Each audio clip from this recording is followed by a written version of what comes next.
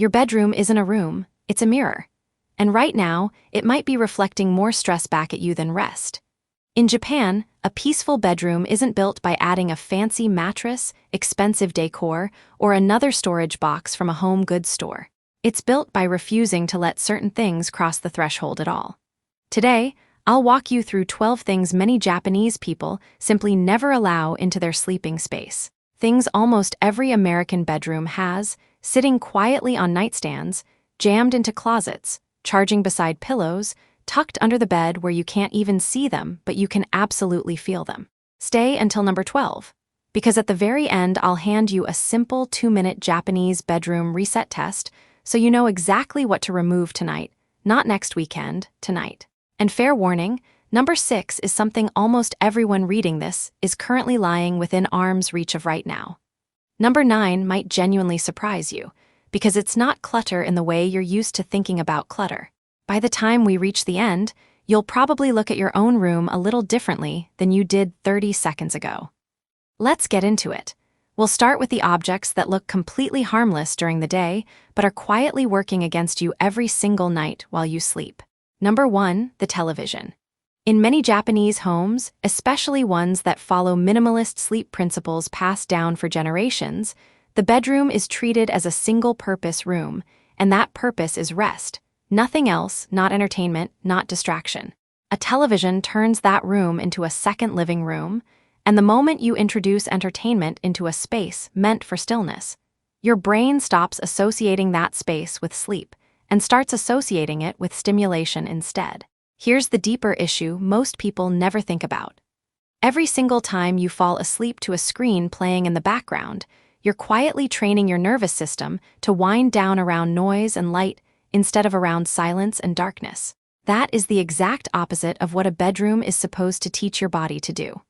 Think about how many nights you've told yourself you'd watch just one more episode, only to look up and realize an hour has quietly disappeared and your eyes are burning from the blue light. That's not relaxation, that's a slow theft of the very rest you came into the room to get. Remove the television, and you're not actually losing entertainment, you still have a living room, a kitchen, a couch. What you're gaining is a room that finally does one job, and does it well. Number 2, the home office setup. The laptop sitting on the desk in the corner, the printer humming quietly, the stack of files and mail you promised yourself you'd deal with this weekend, but never do. Many Japanese sleep philosophies draw a hard, non-negotiable boundary here, because the human mind genuinely struggles to separate a space if that same space keeps sending it two conflicting signals at once. Work happens here, but also rest happens here. Every single glance at that laptop before you close your eyes is a tiny mental notification firing off in your brain, a quiet reminder of something unfinished, something waiting, something you still owe someone. Move the desk out, even if it's just into a hallway nook or a shared space you have to walk to, and the bedroom immediately starts to feel like an actual exit from your workday instead of a continuation of it. If you genuinely have no other option and the desk has to stay in the room, at the very least turn it away from the bed or drape a simple cloth over it at night. Anything that breaks the direct visual line between your pillow and your to-do list. Number 3, the treadmill or any piece of unused gym equipment quietly gathering dust in the corner. This one is sneaky, because keeping it close feels productive, feels like motivation, feels like you're one glance away from finally using it. But here's the truth nobody wants to admit. A piece of exercise equipment sitting unused in a bedroom corner doesn't get used more just because it's nearby, it just gets seen more. And every single time your eyes land on it sitting untouched, it quietly registers in your subconscious as guilt, not motivation, not inspiration. In a Japanese-inspired sleep space, the room stays reserved entirely for stillness and calm.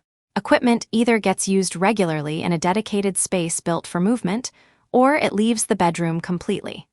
There is no in-between purgatory corner where good intentions go to collect dust. Notice what actually happens the day you finally move it out. You don't feel like you failed at fitness, you feel like the room breathed for the first time in months. Number 4, bulky Western-style mattresses paired with unnecessarily large, ornate bed frames. This might be the single biggest structural difference between a typical American bedroom and a traditional Japanese one.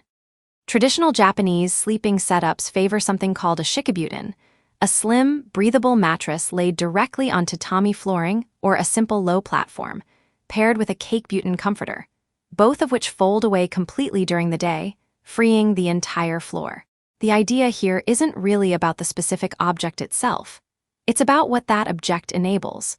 A bedroom that can breathe, that can transform, that isn't visually dominated from every angle by one oversized piece of furniture towering in the exact center of the room.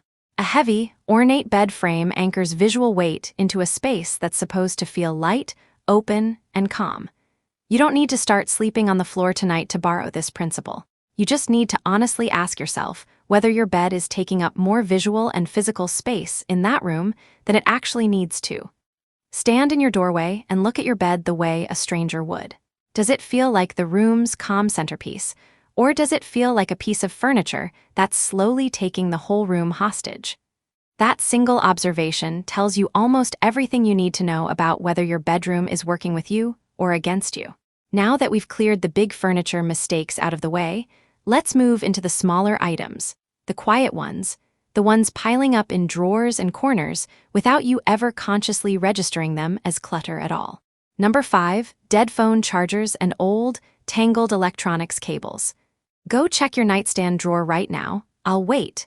There's a cable in there for a phone you don't even own anymore, a charger with a frayed tip you keep telling yourself you might need someday. In Japanese minimalist thinking, an object that no longer serves a clear, active function isn't neutral. It's active clutter, because it still occupies decision-making space in your mind every single time your eyes pass over it. The fix here isn't complicated at all. If you cannot name the exact device that cable charges within 3 seconds of picking it up, it leaves the drawer tonight, no exceptions. Number 6, and this is the one almost everyone reading this right now is lying within arm's reach of. Your phone, charging directly beside your pillow, glowing faintly in the dark. This isn't just superstition or old-fashioned thinking. It's a well-documented sleep disruptor, backed by actual research on light exposure and mental stimulation before bed. But beyond just the science, there's a mindset shift worth sitting with here. A traditional Japanese sleeping space is built around a concept called wa, meaning harmony, a room that exists in quiet balance rather than constant low-level alertness. A phone sitting within reach turns your final moments before sleep and your very first moments after waking into an automatic scroll session, before you've even had a chance to think a single original thought of your own. Move the charger clear across the room tonight. You'll still wake up on time, I promise. In fact, you'll probably get out of bed faster, because you'll actually have to stand up and walk over to turn the alarm off instead of reaching over and getting sucked into your feed for 20 minutes while still half asleep. You'll just wake up on your own terms instead of your notifications' terms. Number 7, empty bottles and half-used skincare or beauty products cluttering your dresser top. The lotion you're down to the very last stubborn drop of, 3 different perfume bottles you keep meaning to finish. A candle burned down to nothing, but you haven't thrown the jar away yet. Individually, none of these feel like a big deal. Together, they quietly form a small graveyard of unfinished decisions sitting in plain sight on your dresser every single day. Each one represents a tiny task your brain has silently filed away as incomplete, unresolved, still pending.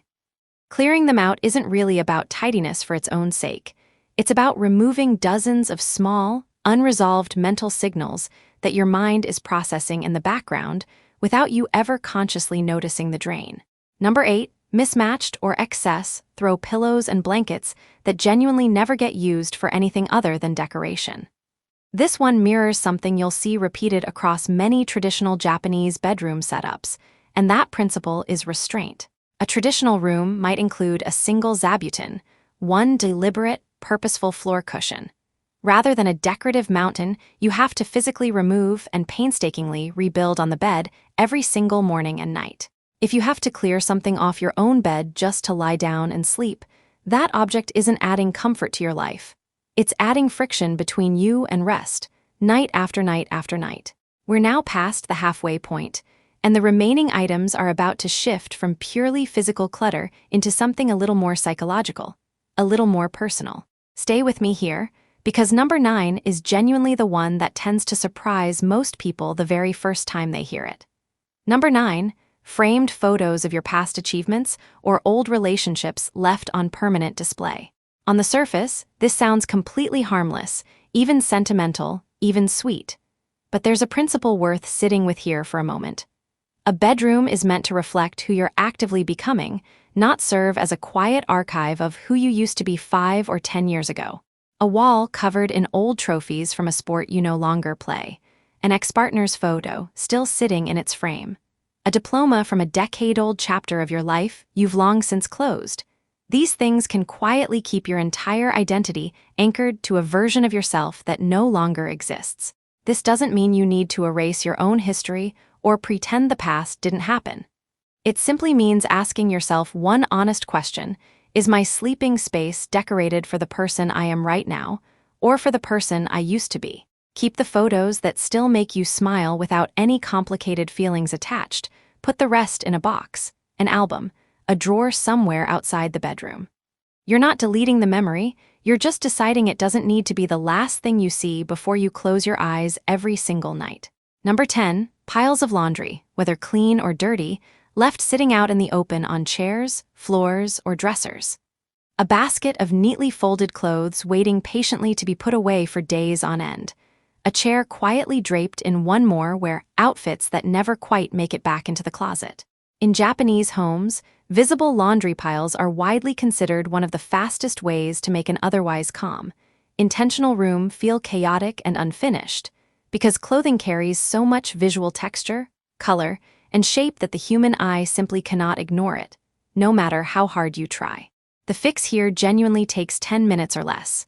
Fold it properly, hang it up, or place it inside a hamper with a lid on top. The goal was never perfection. The goal is simply making sure your eyes have nowhere cluttered or chaotic to land right before you close them for the night. Number 11, the miscellaneous drawer, or what many people jokingly call the everything surface. Every single bedroom has one of these, a dresser top or a drawer that quietly catches old receipts, loose spare change, random keys that open nothing you remember, a screwdriver that somehow migrated in from another room entirely. This is meaningfully different from the phone charger issue we covered earlier, because this isn't really about one single item. It's about an entire zone of your room that has silently, gradually become a dumping ground over months or even years. A calm, intentional room simply cannot coexist peacefully alongside a chaos zone, even a small one tucked away in a corner. Give that surface exactly one clear job to do, and if an item doesn't belong to that specific job, it gets relocated to where it actually belongs, not simply repositioned into a neater-looking pile. A neat pile of clutter is still clutter. It's just clutter wearing a nicer outfit. Number 12, and the very last one on our list, harsh overhead lighting used as your only source of light in the room. Many traditional Japanese rooms deliberately avoid relying on a single bright overhead bulb as the default light source, instead layering in multiple softer sources throughout the space. A low table lamp, a paper-shaded washi light, something warmer and closer in tone to candlelight than to daylight. Harsh, direct overhead lighting closely mimics natural daylight, and daylight sends your brain a clear signal that it's time to be alert and awake, not time to slow down and wind down for sleep.